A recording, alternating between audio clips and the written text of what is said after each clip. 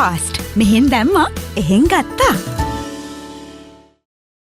පාකිස්තානයේ සිදු වූ බෝම්බ පිපිරීමකින් පුද්ගලයන් 12 දෙනෙකු මිය ගොස් තිබෙනවා. පාකිස්තානයේ වයිඹදිග දේශීය සීමා ප්‍රාන්තයේ කයිබර් ප්‍රදේශයේ ආරක්ෂක මර්මස්ථානයකට මෙම බෝම්බ ප්‍රහාරය එල්ල වී ඇති බවයි වාර්තා වන්නේ.